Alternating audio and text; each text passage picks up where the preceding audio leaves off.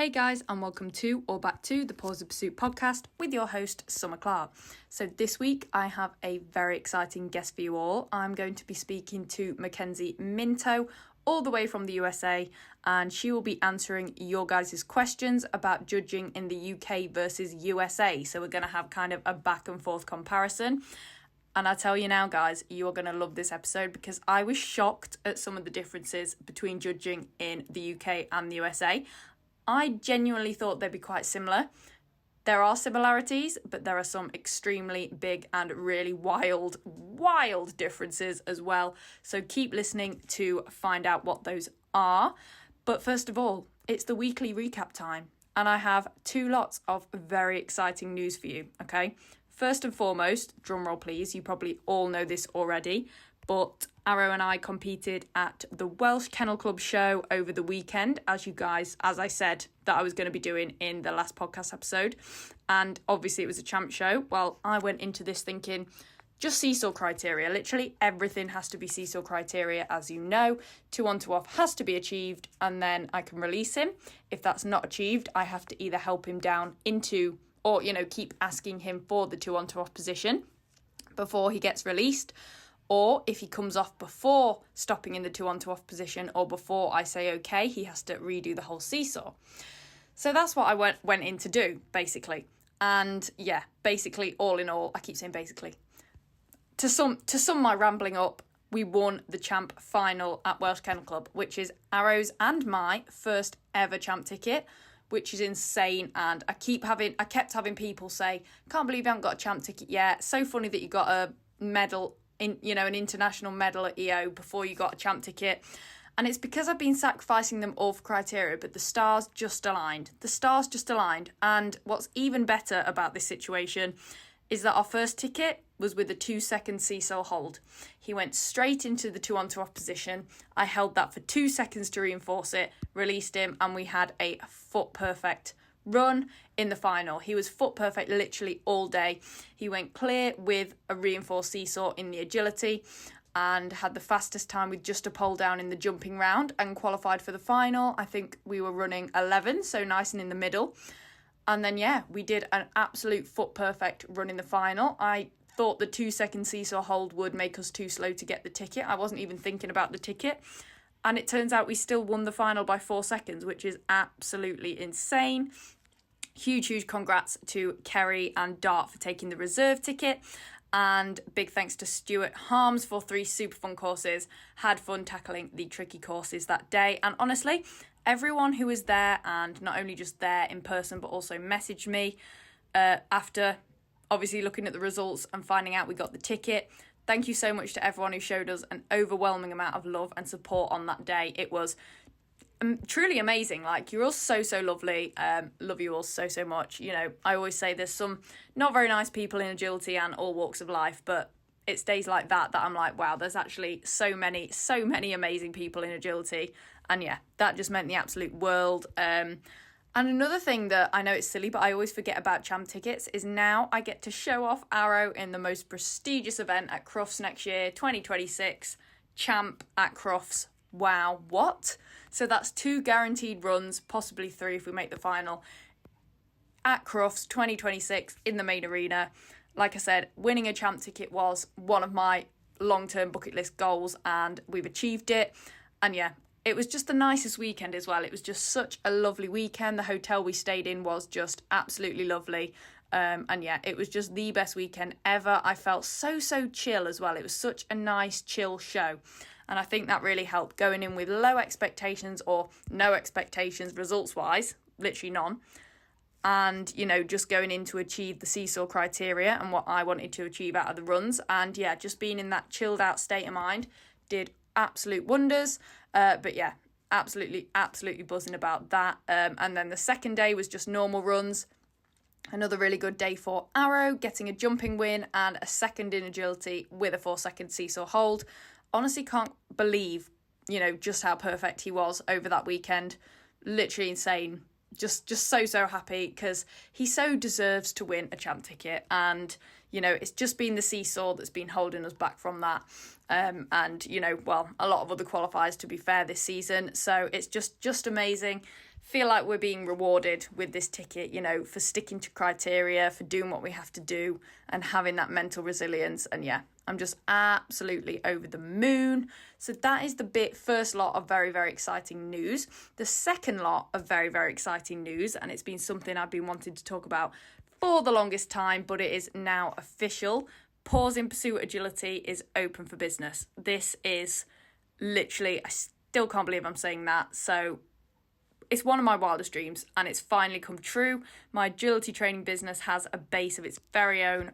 Finally, I've been after this for years. You guys have probably seen me over the years, asking online, anyone know of any venues or anything like that I can teach from, because it's always been my dream to do my passion, which is agility, as my career. And now I have a venue. It is literally the most beautiful field. It is fully fenced, kitted out with a Gallican softline dog walk and A-frame, and jumps from our super sponsor, Weslow's Doggy Jumps. It is looking absolutely, absolutely amazing. I posted about it today, or I should have done by now. So you can actually see what it looks like yourself. And yeah, basically, starting on Tuesday, the 26th of August, which is next Tuesday, I will be offering one-to-one lessons and group classes for all levels in Lincoln, which is postcode LN6. Obviously, when you actually book in with me, I'll give you the full postcode, but I'm not doing that, to the public for security reasons. But yeah, cannot believe it. If you're interested in group classes, please message me with your availability and whether you would prefer weekly or fortnightly sessions, so that I can then organise groups into days, times and levels, and we can get started. So I'm so excited about that. Like I said, teaching agility is one of my biggest passions, and I look forward to passing my knowledge and experience onto hopefully many of you guys. So yeah, so stoked about that. And if you're not in the area, or I'm way too far away for you to come and have a lesson with me, I am also currently advertising an agility workshop alongside Demi Wright, my good friend Demi. That's going to be held on Saturday, 27th of September, postcode IP25. And we've got classes for every single level, including puppies. You're going to get 1.5 hours with each trainer, so 3 hours per dog. And we've got 2 enclosed sand arenas with Gallican equipment. So if you're interested in that, please, again, PM me or also Demi and book on that. And yeah, just so many exciting things happening at the moment. Like I said, 2 lots of massive news there. What else have I been up to that I have to share with you before we get into the guest episode? Oh, I got my bow and arrow tattoo. You guys probably saw it on my story. I need to do it deserves a feed post. I should really give it a feed post because it is absolutely stunning. Like I said, if you know, I have a bit of an obsession with arrow tattoos. I've got one on my arm as well. I just love them so much. Obviously arrow, but I also just love the look of arrow tattoos. But yeah, that is what's been going on in my life lately. It's very, very hectic, but amazing. Can't believe it's all happening, really. It's just insane, just having a great time. But yeah, I'm going to stop rambling on at you about my life now.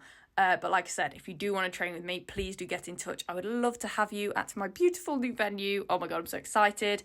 But without further ado, let's get into the conversation with Mac, all about judging in the UK versus the USA. I always ask all of my guests to just briefly introduce themselves. So for those who don't know you, do you want to just briefly talk about who you are?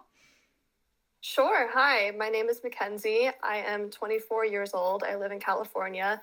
I've been active in dog agility since I was 8 years old, so a really, really long time now. And I've been lucky enough to compete at a lot of the big stuff like EOJ back in the day when it was called that, and EO and WAO. Yep. And now I am a judge, and so that's what we're going to be talking about today. Amazing. So let's get straight into it then. So the first question is, how do you become a judge in the USA? Is it different to the UK?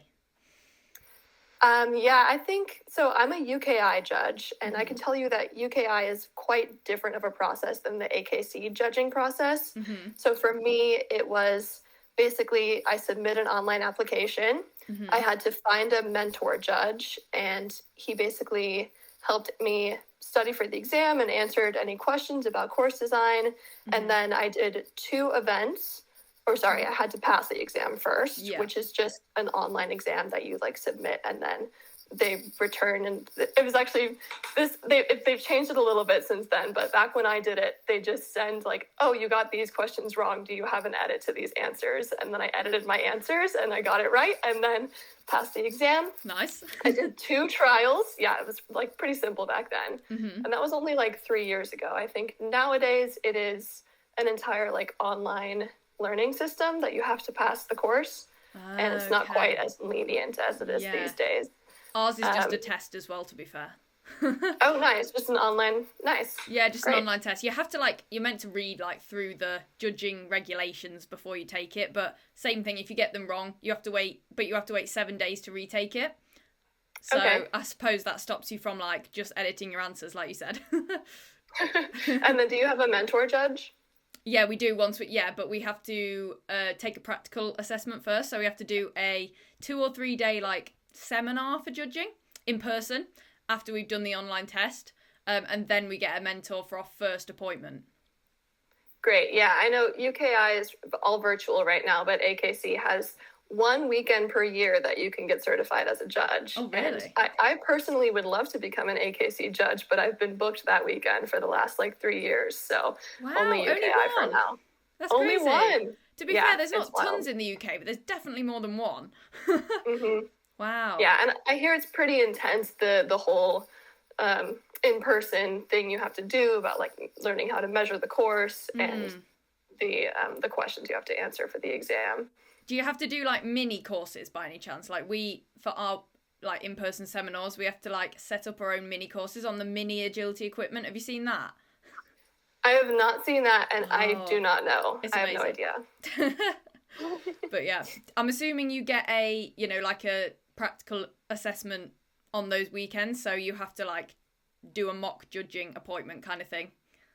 Yeah, I think it's multiple exams throughout the weekend. Yeah. Yeah. Okay. Yeah, we only have 1 at the end of the weekend. The rest of it's just learning, but so it's kind of similar. I'd say it's kind of similar.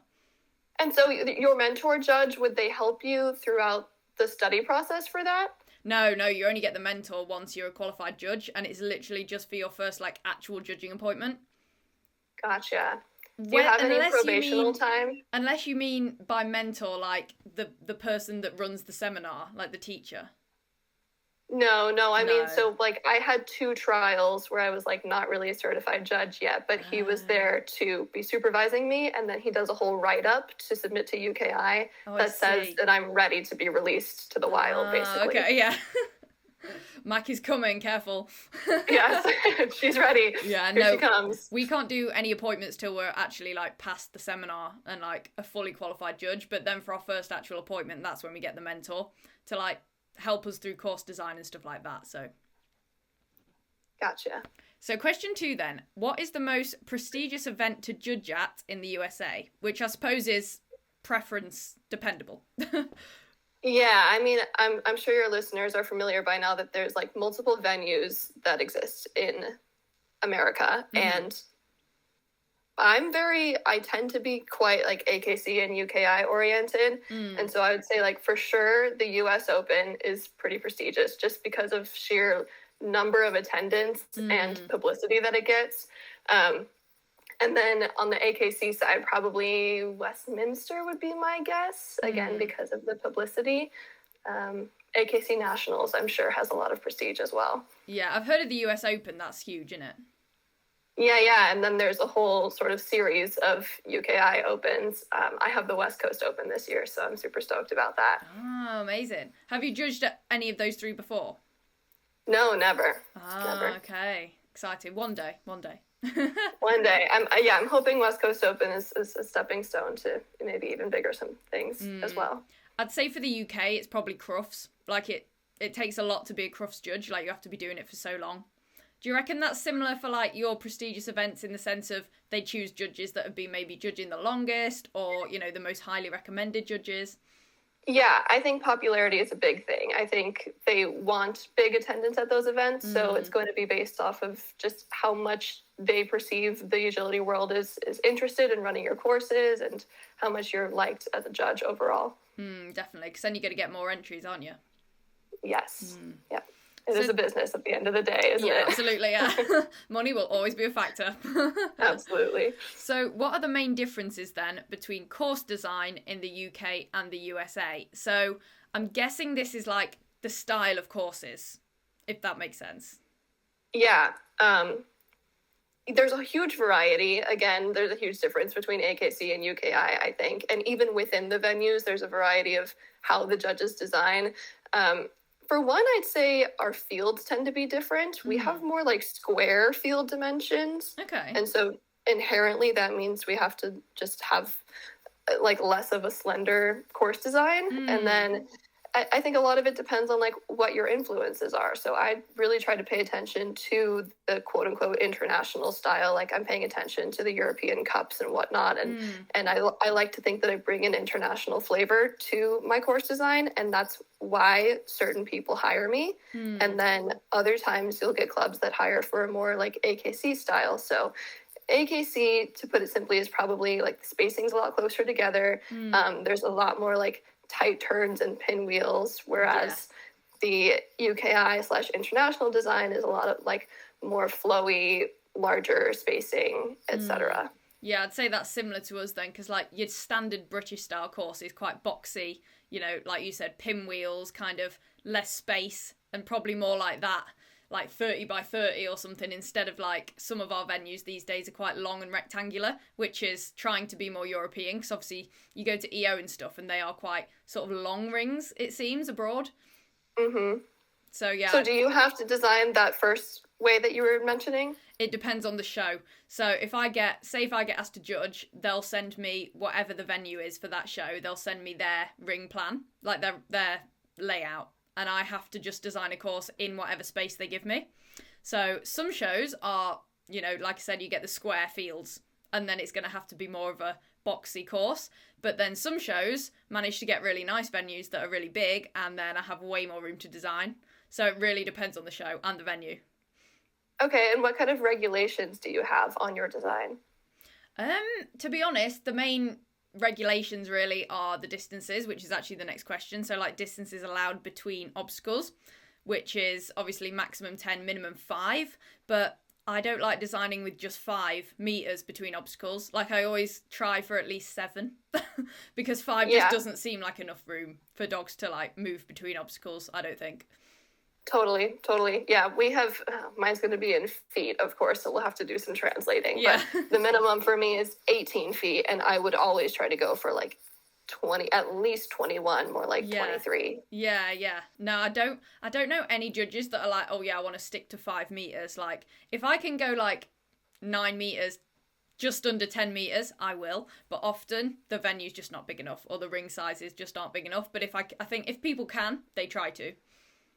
Yeah, and there's a pretty strong suggestion in UKI that we minimize the number of repeated jumps. Oh, right. And so it does get really tricky when we have a smaller field and I'm trying to like not overpopulate it with obstacles, but also not repeat too many jumps. Yeah, because I suppose if the dog like knocks down the jump on the first go, they've then got to go like back over it more times. And also you get a build-up of numbers. So say if you use a jump 4 times, there's like 4 numbers on there, and it's like, okay, that's silly now. Yeah, but definitely the safety concern of like if a wing comes down or something. Yeah, for sure. So going into minimum and maximum distances then, what are these allowed between obstacles in the USA? And then which end of the scale do judges usually stick to? So we've kind of just covered that, but we'll just go into it a bit more. Yeah, so minimum of 18, and then it depends on if you're going to a backside or not. Again, sorry that you'll have to be translating this because I don't know what it is in meters. Yeah, that's fine. Backside is 32 feet maximum. Okay. Mm-hmm. And then, again, 32 feet maximum going to a tunnel. Okay. And yeah, that's it, right? Yeah, that's it, yeah. Yeah, so for us it's between 5 and 10 meters, but yeah, I also don't know what that is in feet, so everyone, if you're interested, can go and search that in Google, but chat GPT it or something. Right, and it depends on the judge, like whatever your tendency and preference is going to be, but I will say that I think it will affect your popularity for sure, because if you're designing on the lower end of that, then everyone with a large dog that competes on your courses will be struggling. Yeah, and then definitely. We're really big on sharing our courses online. Like there's a group called UKI Agility Course Maps. And every time that I judge for an event, I upload my courses to that. And like, that's how I promote myself, essentially. That's how I make a name for myself, is that people can access all my courses and then see that I have good spacing and other qualities. Yeah, we have that, but the UK version, which is Agility Course Plans UK, and it's on Facebook, and it's exactly the same thing. But yeah, it's basically a way to advertise your like judging abilities, and then you get more invitations, don't you? Yeah, and I love that we've added a whole like branding element to it lately. Like personally, I think logos have gone a bit too far, because there's so many course maps these days that are just like completely all logo bombasted with giant colorful logos where you can't even really see the obstacles. But I do agree. Do you watermark your courses with something? I do, yeah. I literally just have Pause in Pursuit in like really light blue in the background, so it doesn't stand out very much, but it's like on it, if that makes sense. Because I'm the same. Like if I see a course and it's like really dark logo like covering the whole thing, I'm like, I can't even be bothered to try and work out like what's actually behind it. Yeah, it's so distracting. Yeah. But some of them are quite pretty. Mine's a little pink hand heart, and so I like to think like when people see the pink hand heart, then they know that that's a McKenzie Minto course, and I've incorporated it into my actual judging as well, in that my clean run symbol is like confirming with the scribe is a clean hand, a hand heart. And I love that. That's clever. So I put it in my briefing too. I'll be like, hey everyone, like earn my heart this weekend. And then I love that. Very creative. A hand heart judge. Yeah. So everyone, yeah. I bet you use the little hand heart emoji symbol as well a lot. I love that emoji. And naturally, I am a Swiftie too, so, perfect. It all makes sense. Yeah. Amazing. So, are the rings then generally bigger or smaller in the USA than the UK? Again, we might have to do some translating meters to feet. Yeah. So, the minimum that I would prefer to design in is like 100 feet to 110 feet. Again, don't know what that means. But yeah, I think and they do run pretty small. So I am about to design for an event that is 60 by 80 feet, which is like tiny. Oh, really? Oh, obviously, yeah, that is smaller. Yeah, and sometimes you get like pillars throughout. You guys don't really run in buildings often, do you? No. And if we do, they're not. Yeah, we don't have any pillars. I've seen like training venues with those recently. It had 6 pillars, and like that's a nuisance to design as well, because there's a whole safety hazard of like you want to very strategically put the obstacles against the pillar or make sure that it's not in the path where the handler or the dog will be running. Yeah. So that's an extra challenge too. Oh wow, I think if I was running in a ring with pillars in it, I'd smack into all of them. I suppose you could like wrap a tunnel around it or something, I guess.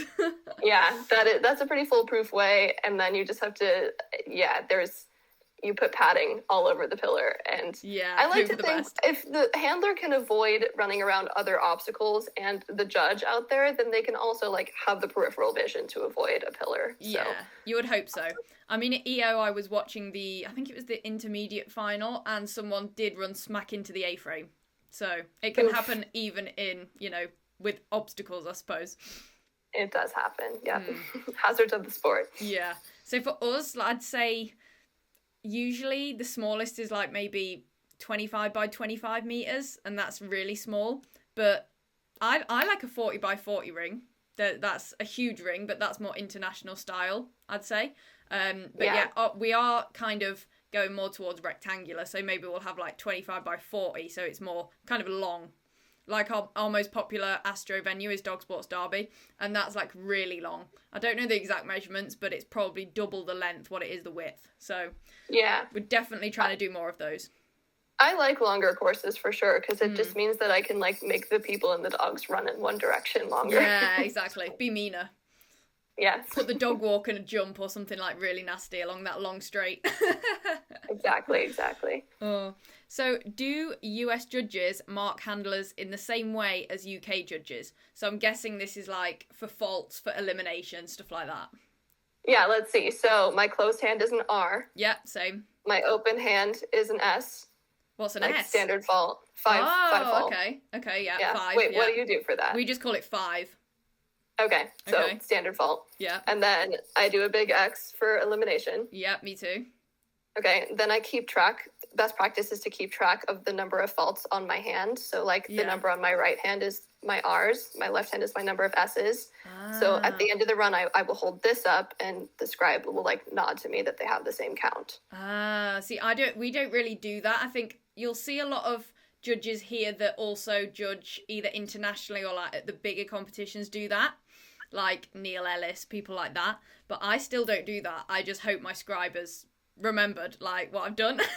Yeah, I just keep track of it. Not every judge does that here either, but my mentor judge was one of those international guys. His name is Dave Grubel. Shout out Grubel. And he taught me to do this. So that way it's just easier. Like if I do get to the bigger events, it's just automatically part of my And then practice. Do you do that to the scribe if it's clear? No, I do my hand heart. Oh, you do? Of course you do. Yeah, that's it. Yeah, a lot of judges do that, don't they? Like 0 faults. And then we're meant to only clap at the end of a run if it's clear, but some judges still clap even if it isn't clear, and then that really confuses the person that's ranked. They're like, I swear I had faults in that. Oh, that's funny. Yeah, I'm clapping for a lot of not clean runs, so... Yeah, generally we only clap for clear, which is kind of mean, really. Yeah. I like to clap for people who have, like, at least good bits in their course. Yeah. Some people also do that for an elimination, but I don't do that because I think it's quite morbid. Yeah. Oh. So, do you see many sets of 6 weaves in US courses, then? Rarely. It is allowed, but rarely. Yeah, same for us. I actually did see one on Sunday, and it really threw me off, because Arrow is through them before he's, like, even gone into them, if that makes sense. Like, when we're used to 12 weaves, it just feels like they don't last long enough. Totally. I would only use the 6 weaves for, like, a tiny course. Yeah. No, I don't think I've ever done a course with 6 weave, actually, in my own judging. But I also think people prefer to be tested on, like, the full set, if that, like, what they train their dogs to do. Right. I think I've enjoyed 2 sets of 6s in games like snooker or gamblers, which actually brings me to a question, which is, do you ever design for those courses? Do you compete on them? We, at general kennel club shows, no, but the only ones that do games and stuff is IFCS and WAO, so like the Team England tryouts for WAO, which is World Agility Open in Holland. I don't know if you've ever done that. Yep, I've done that twice. Oh, you've done that? Oh, nice, yeah. So that's really the only thing that has games in it, the tryouts for that. And then the IFCS is the same, but I've never done any of that. I would like to do it at some point, but no, I've never done it yet. But yeah, I did. So you guys really hardly get a chance to practice games. Yeah, we don't have literally any at normal shows. They're the only 2 organisations that have them, and they're like, tryouts is like once a year. So yeah, I remember doing my first tryout for WO. I've only done it once, and it was 2 years ago, and I was like, what is this? Like, it was so confusing to me. It's fun, but confusing. Like, when you're used to just running the course that's set out in front of you, it's so confusing. Totally. Yeah, I love games personally. We get to have them on a weekend basis. Like, every trial will have at least one of the game offerings. Oh, really? Yeah. That's a big difference then. I'm jealous. I'd definitely like to do more of them.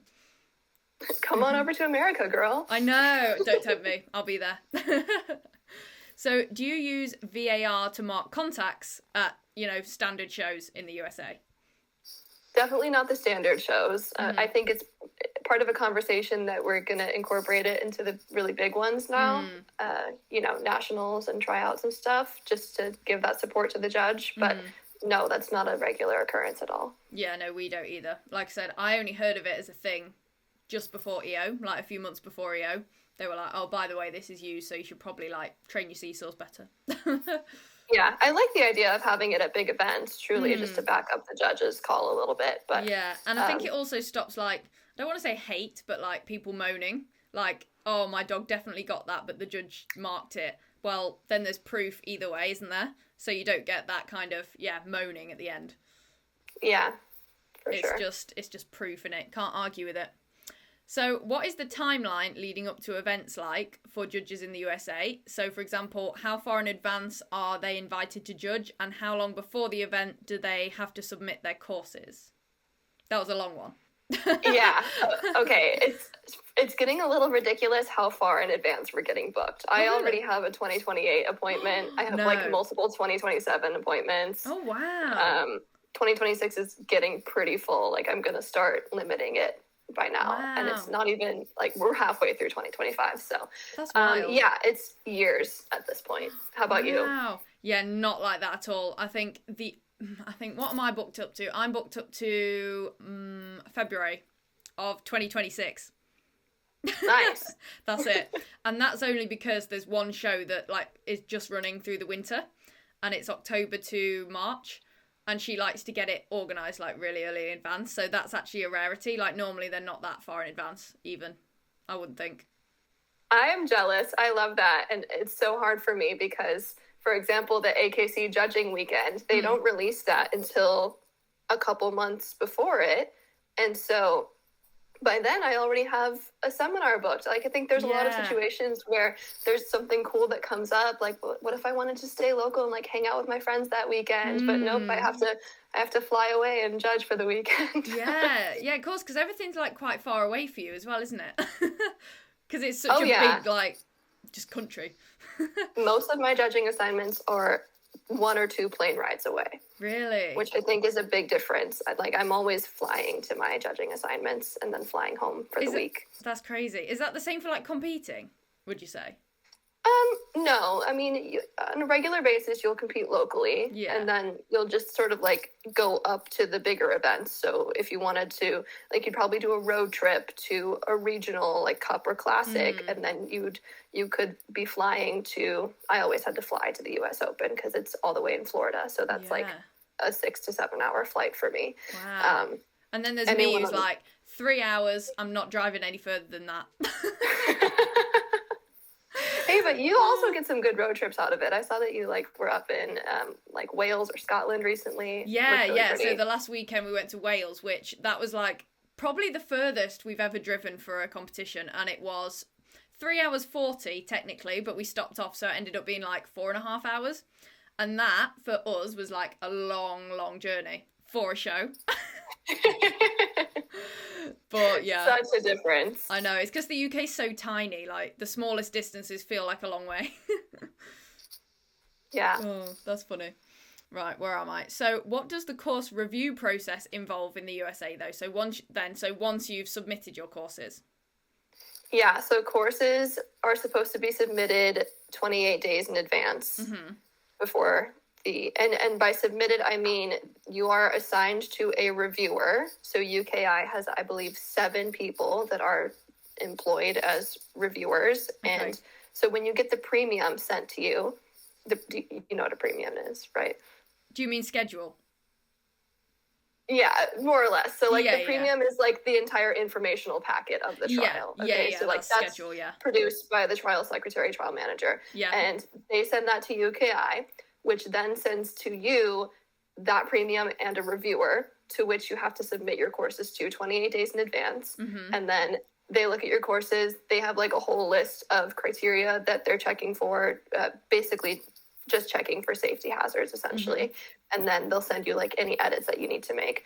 Different reviewers have each one has a reputation. Like I will say, there are ones where we're like, oh gosh, I have this one. We're going to have to like send 13 million drafts back and forth. Yeah. Or there's one that's like, oh, I got lucky this time. My reviewer is going to be pretty lenient on me. Yeah. By now, we all know like which ones are easier than the other ones. See, this is probably quite bad, but in the UK, not all shows, you don't need to have your courses reviewed. So you could just show up to the event with your courses? Some shows literally just ask for the first course of the day, like a week before the show, so that they can like put the equipment in place for you. So when you show up, you don't have to get all the equipment out. You know, they put it roughly where you want it, and then they just leave you to it. But yeah, we don't tend to have them reviewed, really. Actually, there's only one show that I've had my courses proper reviewed for, and that is A for A. So it's not even a Kennel Club event. It's like an independent event. And so did the trial just give you a person to submit your courses to? Yeah, we just submit the courses to the show secretary. But like I said, often it's just the first course of the day. It's not even all of them. Literally just the first one. And interesting, so as that reviewer, do they have a specific list that they're looking for, or are they just subjectively like scanning over and being like, okay, this looks good? So A for A, there's a list of things they're looking out for. But like I said, that's only one show I've ever judged at that's done that.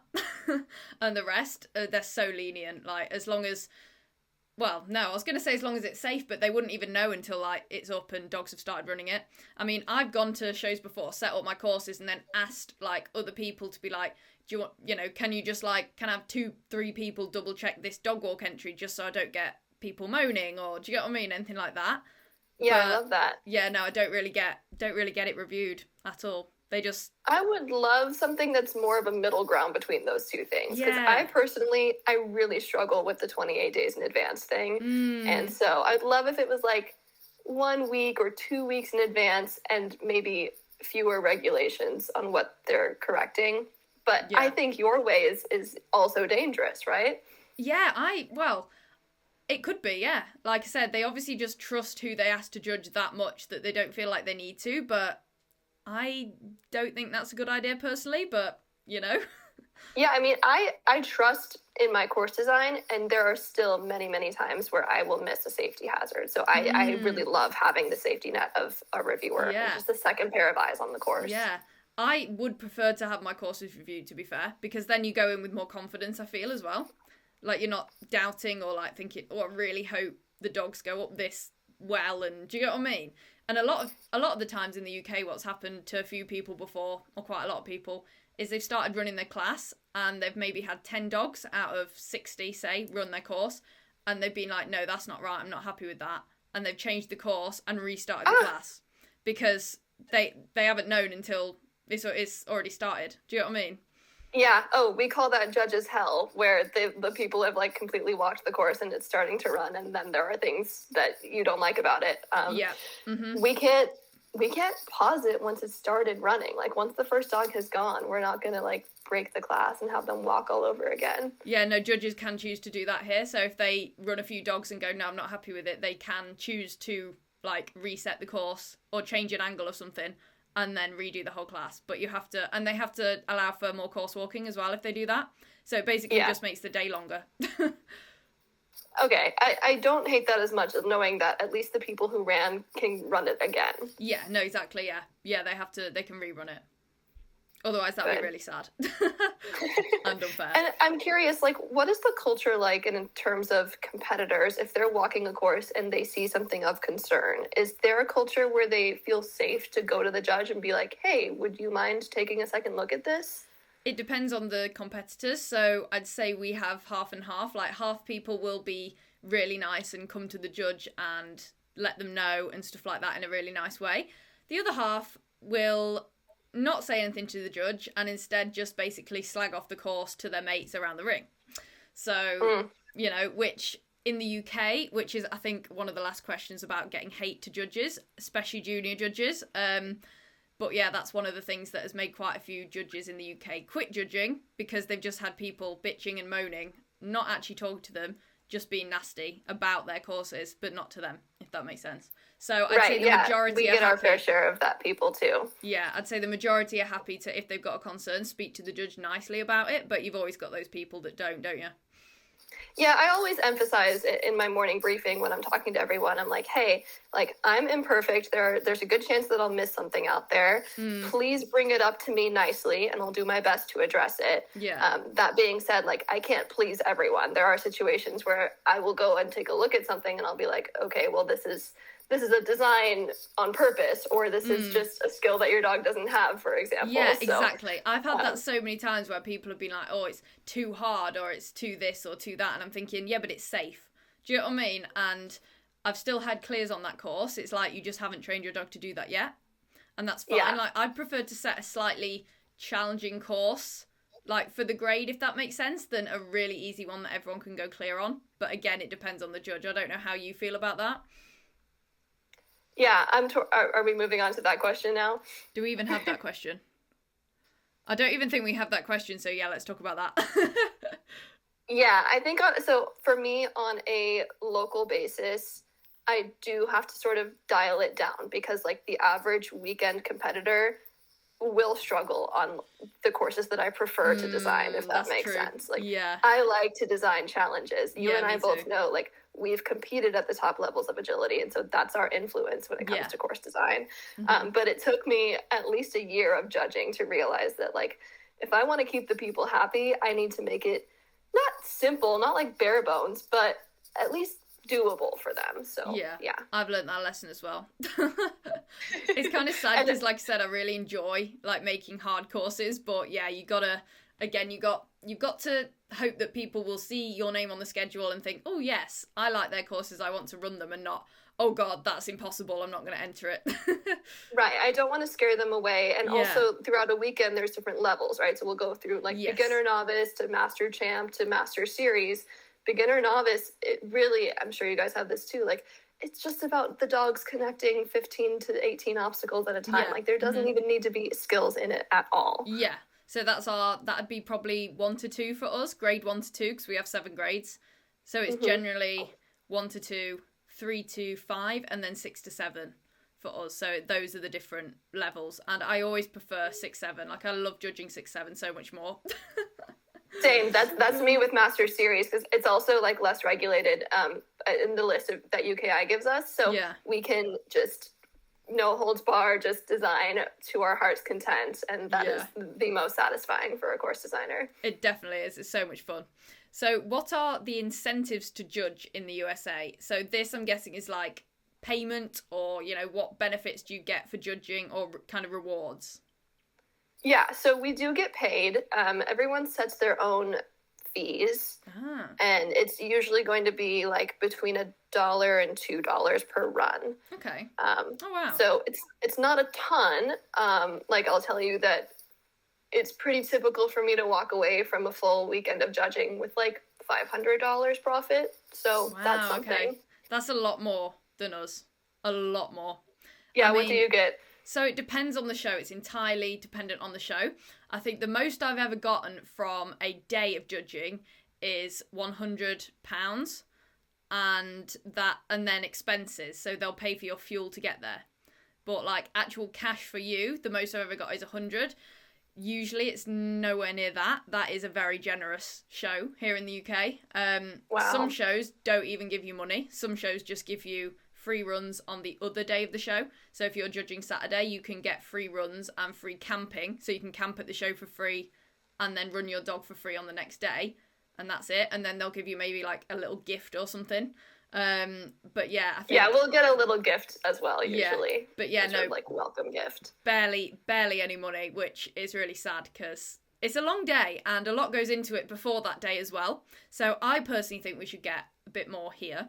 But again, you know what you're kind of getting before you agree to judge. Like they'll say, oh, if you judge for us, you'll get this.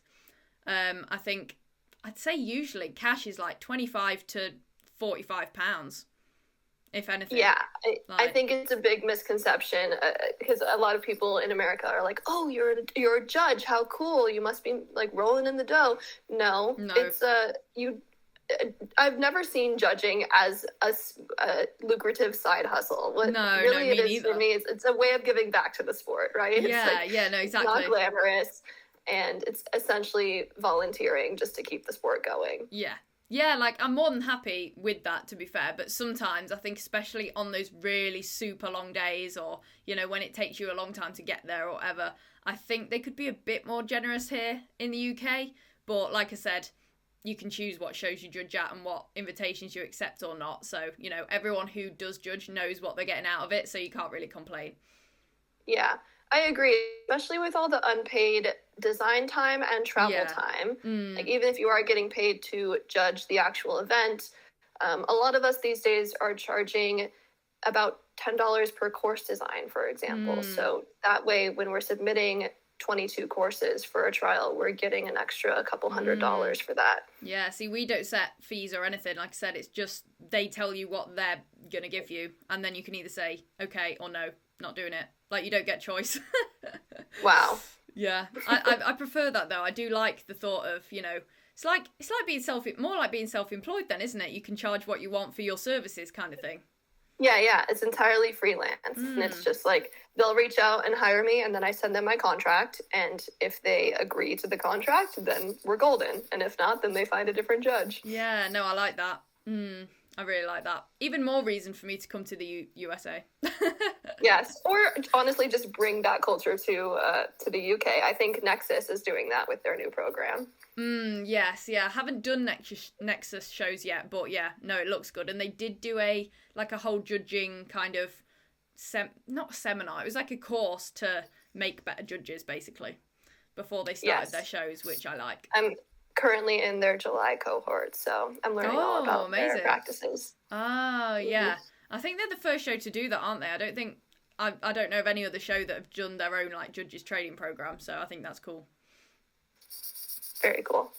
So, where am I? Do judges have a dress code in the USA? This is a fun one. No, not really. Although I remember that the online training I did said something along the lines of, we'd like to ensure that the judge looks different than the competitors, right? So we want to differentiate ourselves from just the people that are competing. Okay. And to me, that means I try to wear a collared shirt. So when I'm judging, I'll wear usually it's like an athletic type collared shirt.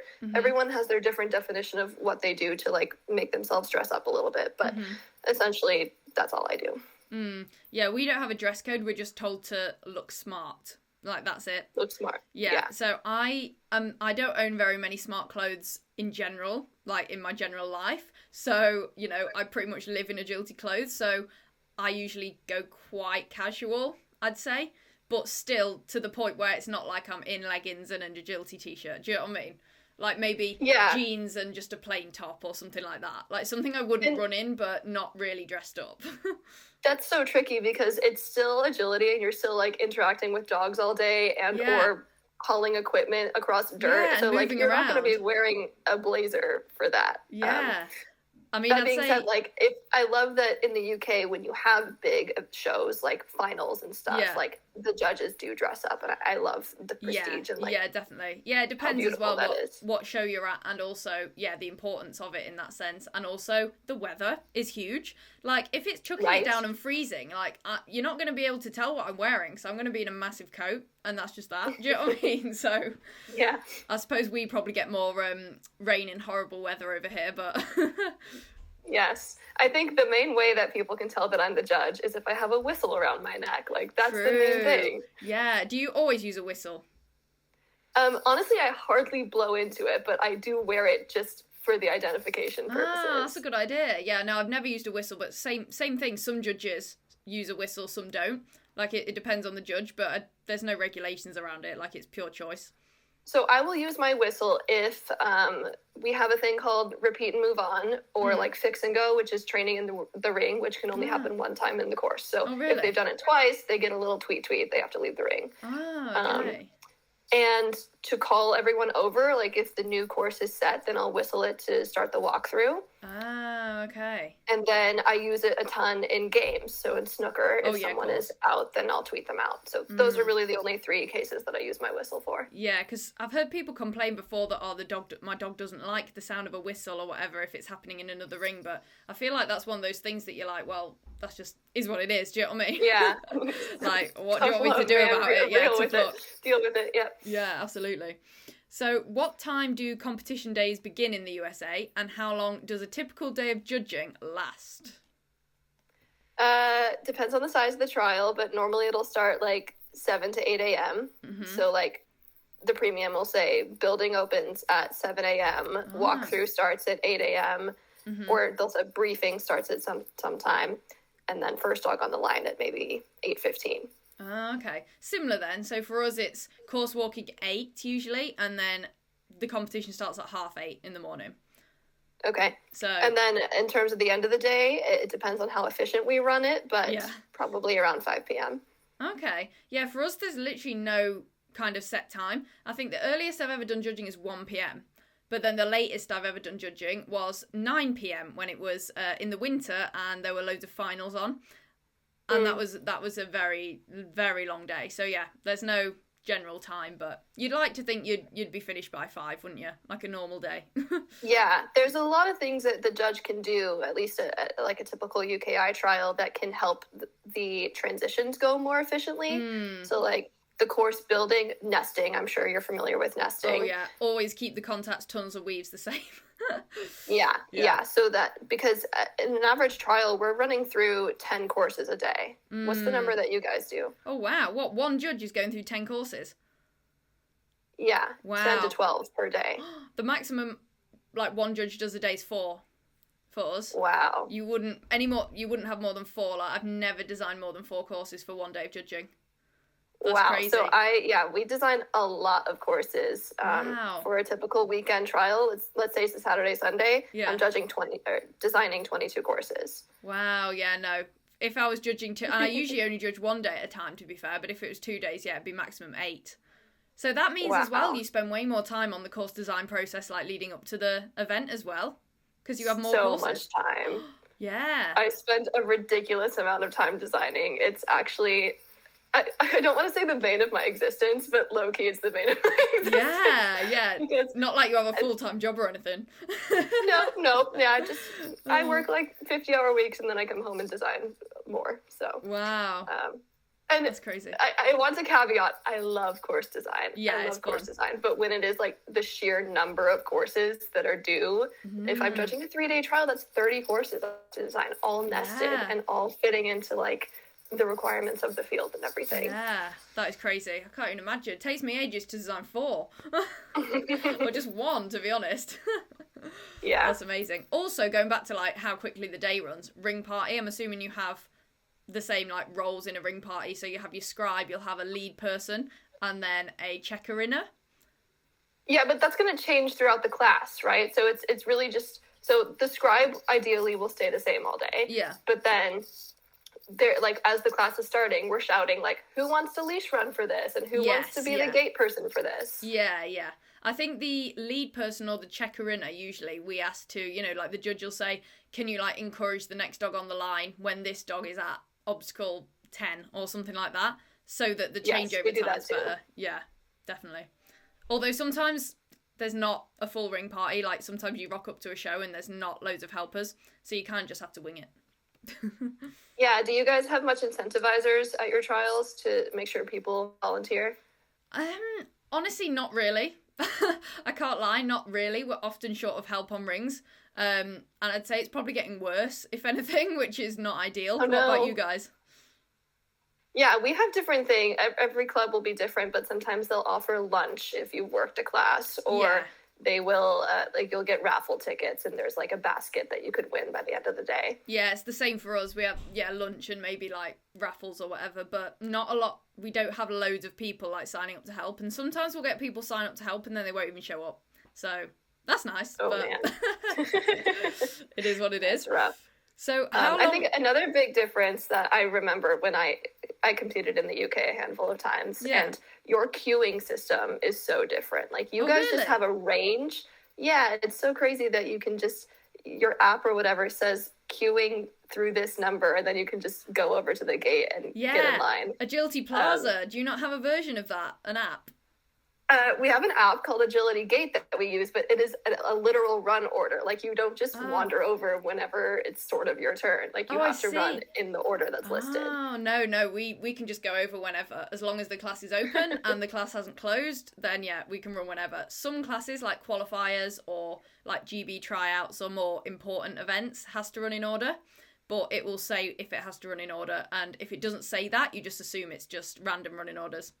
But that does mean that we get quite long queues sometimes, which is, like, I hate queuing as a competitor, so I try and avoid that where I can, but I think it's more chaotic the way we do it. I think so, and I think it's essential that in America we have a strict run order because there are so many more jump heights that we go through. So we'll have, like, I don't know the exact number, I want to say like 8 to 10 different jump heights? Yeah. Wow, we have 4. There's going to be your 4-inch, your 8-inch, 16, 12, 20, 22, 24, and then the selects for all of those. So what's that? Lots and lots of...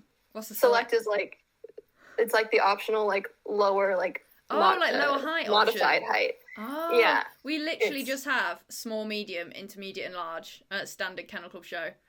Your way makes it way better for, like, more inclusive for all different types of dog, I feel. Yes, for sure. It's better for the competitor. It's a nuisance as a judge because we're changing jump heights every like 6 dogs. Yeah. Oh no. That's the worst part of a judging day, changing the heights. My back. Yeah. Sometimes I swear I spend more days changing A-frames and changing jumps than I actually judge the dogs that day. Do you change contact height as well? Yeah. So the Oh. select heights and the lower heights in UKI, the A-frame is at a lower setting Oh, than the larger wow. one. Yeah, we keep the contacts the same all day long. That is crazy. So like throughout the whole class, I'll be like, "Hey, can someone give me a hand with the A-frame, please?" Yeah, because they're not like, light exactly, are they? Oh my god. Yeah, and it's not something that you can do on your own. Like I need a partner to do that. Yeah, that's wild. So, how long does course walking last in the USA then? And is this done between every height? I'm guessing not if you have to put jumps up and down like that. Yeah, 8 minutes. Everyone in the class is walking. Oh, really? Okay. Yeah. We have, again, it's judges' choice how long they allow for course walking. First class of the day, they always get half an hour, so from 8 till 8:30. But then every course after that, judges usually give 10 to 15, I'd say anywhere between 10 and 20 minutes, and you can choose as a judge. So when I'm judging, I usually stick to 10 minutes, and that's between every height as well. Do you just decide on the spot? They'll be like, all right, walking's open, you have 10 minutes. Yep, and then as soon as it's closed, or whenever the judge wants to start, you just shout, clear the course, please, and everyone has to get off. Wow. Okay, yeah, that's very different from us because our timers, like we have little boxes that are timers, and we'll just click countdown, and it's automatically set at 8 minutes. Oh. And then it will buzz everyone off after 8 minutes. Yeah, I think at one show I've judged at ever, that happens but it's obviously not 8 minutes, it's like 10, but we have the little buzzer. But yeah, usually, no. It says, we put it down on Plaza, like how long it's going to be walking for. But yeah, no, it's literally judge's choice there and then. Wow. Which is crazy. And this has affected me badly as a competitor before because I've gone to walk a course thinking that I've got longer than I have, and I've literally got into the ring and they've been like, yeah, clear the course. Yeah, I could see that would be frustrating. I miss course walking quite a lot, actually. I missed 3 course walks over this weekend. Yeah, me too. Especially as someone who likes to sleep in, I will often be missing the morning course walk. Yeah, it's worth it though. No, Yeah, I have got quite good at just learning sleep. a course from watching, to be fair, which is a skill in itself, I feel. It's good practice. It's actually really good practice for games because on games you have to kind of make up your course. Of course, yeah. Although I guess you still get to walk your little version of the course, don't you? But you can't discuss the course with other people or like tactics because you're all different.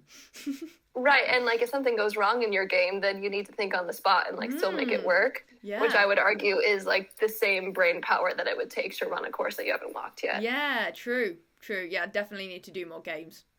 So this is quite a sad one. Do young judges receive much hate in the USA? Because here we have been getting a lot of hate towards young judges, and a lot of junior judges have quit because of it. You know, I would kind of say the opposite, actually. I think Really? that, us young judges, there's not a whole lot of us, but we're popular because people know that we're like progressively minded. And I think a lot of clubs these days are wanting to hire those of us who like design with the evolution of agility in mind and everything. And like, there's a lot of older judges who are very stuck in their ways. And so I would say that no, we don't get bullied, but it did take me a while to like ensure that I got respect from the people trialing under me. Yeah, I know because what you mean. I would show up and like, to be fair, I have a baby face, and so I'll show up and people would be like, who's this like 15-year-old Same. judging me right now? Me too. And that just came naturally with like me gaining competence and authority and being like, no, you can't just like push me around and disrespect me.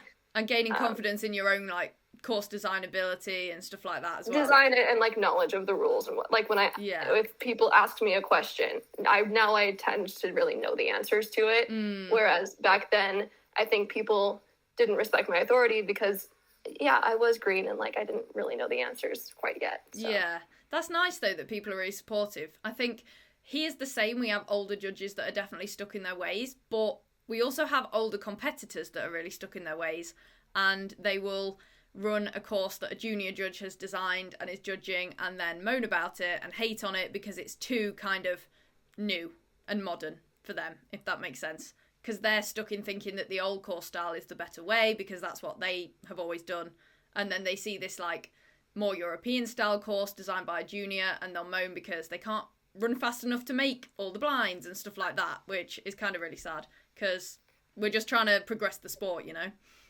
Yeah. I think there's a difference between like being green and there definitely is a learning curve to course design. So if people are moaning and groaning when you're like a very fresh judge, then they probably have grounds to stand on that maybe your course is like not great yet. Yeah. But if you're young and you're experienced, then I would say you have no reason to be getting hate. Yeah. I can think in America, there's a handful of youngsters like 20 somethings or recent JOAC graduates who posted that they are judges, and people like blew up the comments about it because they're stoked to have this like young influence in the judging community. That's how it should be though, really.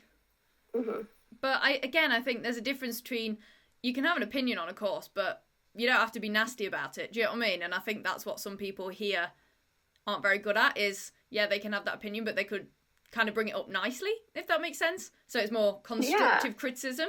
But no, you get some people here that are like proper mean about it. And it's like, it's meant to be fun, you know? But anyway. It's meant to be fun, and it is a really, really hard job. Yeah. It's really difficult. Yeah, the people that do the hate are not judges themselves, obviously. Yeah, and they don't get it. They don't get the struggle. Exactly. So what is your favourite and least favourite thing about judging, then, if you had to pick?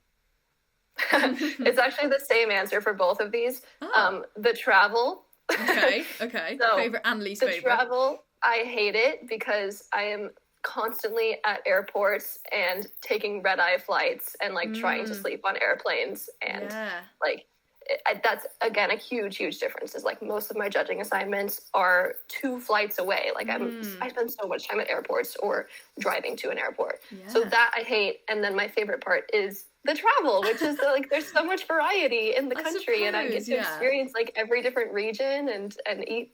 I get to eat such good food. Oh my god, yeah. I'm jealous of that. Yeah, every time I'm in a new region, they'll like take me out to dinner, right? And I'll be like, take me to whatever is like the quintessential place of this area, so that I get to experience the food of that area. I feel like for judging for you guys is more like an experience in itself, if that makes sense. Whereas for us, it's just like you travel just down the road, do it, and come home. Do you know what I mean? There's not really any. Well, there isn't really any cultural aspect to it unless you drive like very, very far. But most appointments are like maybe 2 hours away, if that. So you don't get that side of it. It's a bigger ordeal. And I like to make an experience out of it because I'm giving up my whole weekend, like I'm traveling out of town for a whole weekend. So I might as well get a little like vacation out of it. Yeah. Do they pay for your travel? Oh, yeah. They cover all the expenses. Oh, perfect. Yeah. No, that's good. Very fun. So last question then. What is I want to hear yours. What's your favorite? Oh, what's mine? I'd say, again, I can say this because I only have to design 4 courses, but my favourite part of judging is the design. Like, I do love sitting and just designing courses because, like I said, I can make 4 courses in, like, a couple of hours, if like, max. So it's not that time consuming, I don't think. And I just, I really enjoy, like, actually making the courses. I'd say my least favourite part, and hopefully I'll get better and better at this because I'm currently not that good, and I think it's because I lack spatial awareness, is actually putting the course on the ground out of nothing, if that makes sense. Like, getting the spacing right. Like, I always have to tweak it, like, more than... Like, it never goes down exactly as I've designed it, if that makes sense.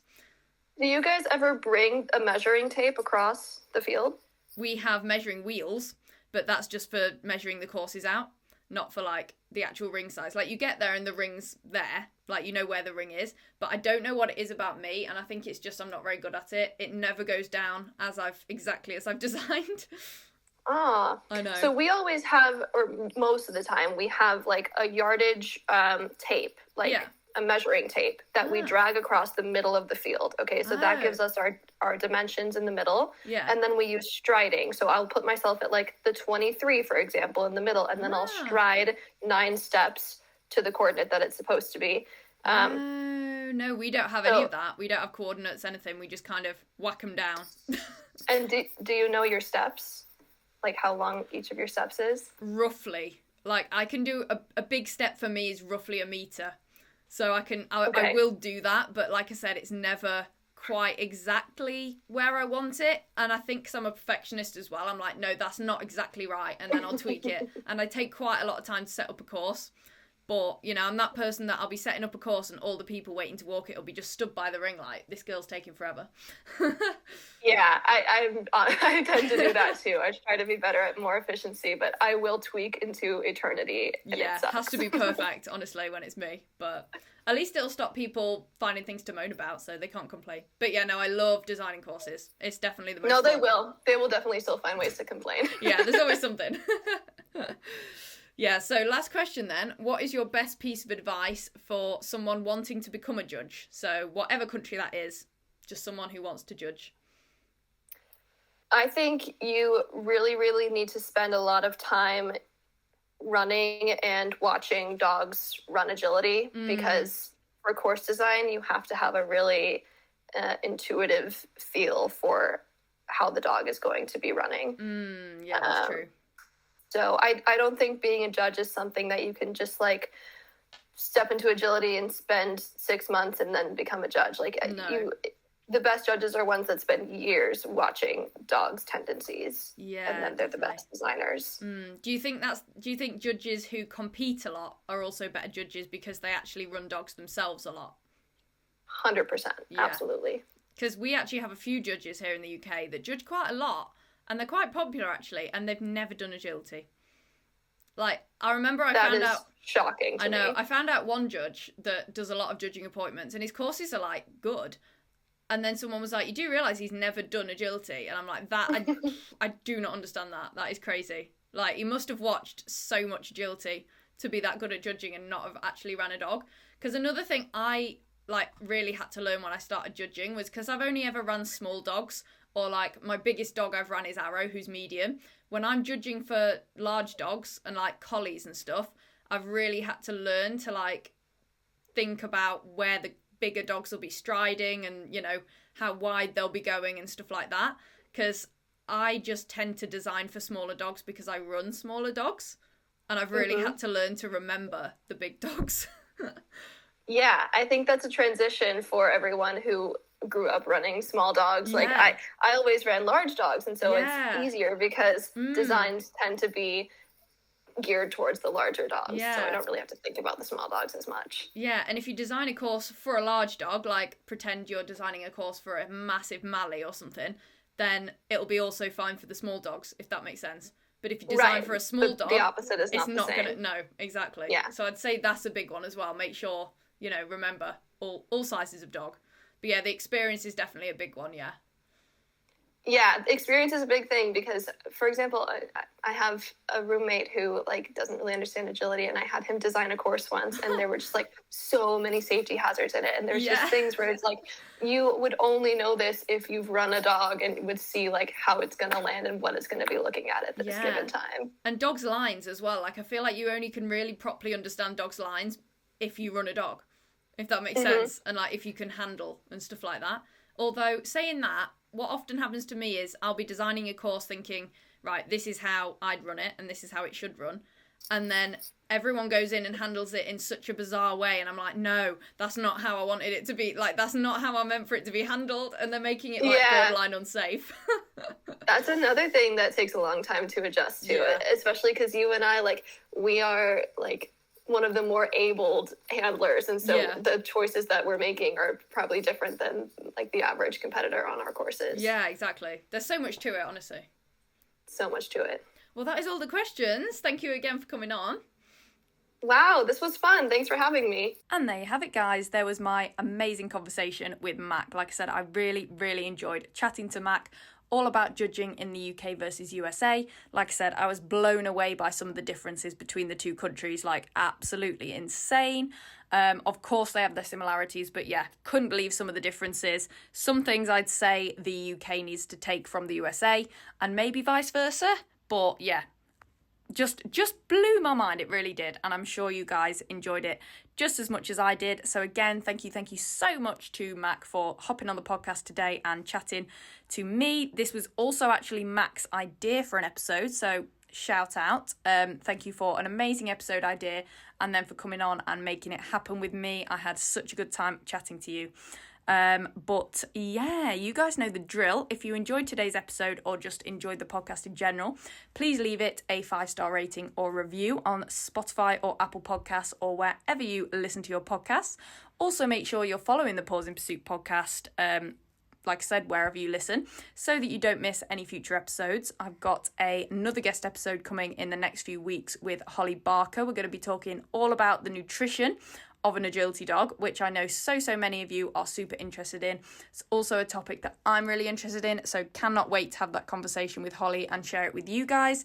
Also, make sure you're following me on social media at Pause in Pursuit or Summer Clark, mostly Pause in Pursuit on every platform, Instagram, TikTok, everything, literally everything, so that you can see what I'm getting up to, any updates with the podcast, my training business, anything like that. And obviously you can see how me and Arrow are getting on in the countdown to Sweden. We are getting very close to going away for the AWC, which is in Sweden. So how many weeks? 1, 2, 3. 3 weeks and 2 days until I leave for Sweden, which is incredible and also a bit scary, still lots to sort out.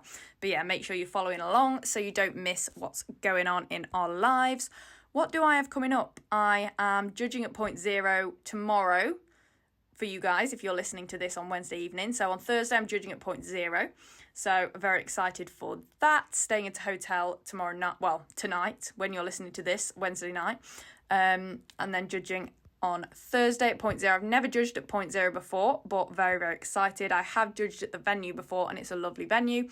So looking forward to a cool day of judging and maybe see some of you there. And if you are running my courses, I hope you like them. I like them, I must say. Then what else? Oh, I have a full day off Friday, so can't wait for that. Need to get on top of a lot of life bits because, like I said, just life's chaotic at the moment, so that'd be nice. And then on Saturday I have the international qualifier at Dog Sports Derby. Sunday is Iconics, and then Monday, which is Bank Holiday Monday, we have the AWC team training day again at Dog Sports Derby. So that will be very cool because this is my first year making the team for AWC. So I've never been to an AWC specific team day before, so that is very exciting. And obviously I will give you the updates for all of those in next week's podcast episode. So yeah, another reason to make sure you are following the podcast. I think that is all the plugging that I normally do on my outros, but yeah, I might see some of you at Point Zero or any of those things I'm doing over the weekend. If not, I will talk to you all next Wednesday at 8 p.m. as usual. Bye guys.